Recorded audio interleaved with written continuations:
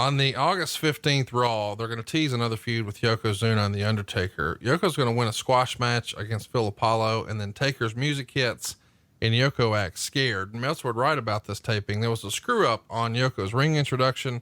So after he had destroyed Phil Apollo, Apollo had to get up and act like nothing happened while they retaped the open of the match.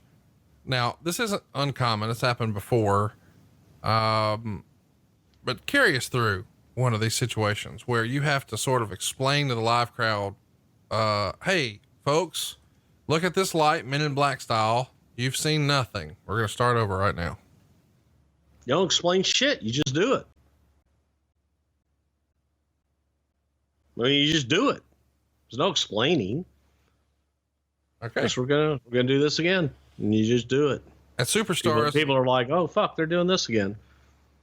At Superstars and Wrestling Challenge tapings on the 30th and 31st of August, Undertaker would beat Yoko in a casket match when Yoko tried to hit Undertaker with a chair, but then Undertaker gets the chair and knocks Yokozuna out and puts him in the casket.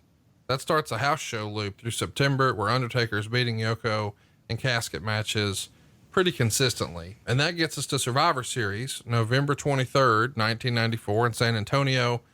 We're going to get a 15-minute casket match. This is what you're talking about, where Chuck Norris is here and he's going to guard the aisle to make sure the heels don't get a chance to interfere. And he gets a big pop in doing so.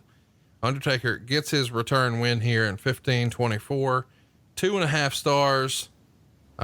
This is the return match from Royal Rumble. That was in January. This is in November. What did you think of this? And what do you remember about Chuck Norris's involvement? God, I remember all these matches with Yoko and Taker just leading up to this where Yoko had his working trunks on, and God, he would fly all over the place for Undertaker, and they really enjoyed working with each other and had a lot of fun because they liked each other and they had great matches. And finally getting here to Survivor Series in San Antonio at the Joe and Harry Freeman Coliseum, by God. It was, it's just a nice ending, and we kind of did the reverse where everybody put Undertaker in the casket in Providence. Here in San Antonio, by God, you had Chuck Norris, because the only man that's man enough to protect the Undertaker from all of these outside villains is a karate man, Conrad.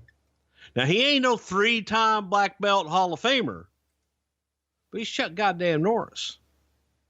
Now, he threw a fucking sidekick wearing his Century kicking jeans right into Jeff Jarrett's chest, by God, and about killed Jeff. We thought Jeff was dead, but Chuck was able to work it a little bit, so he didn't just quite kill him with that karate kick, because he's fucking karate man.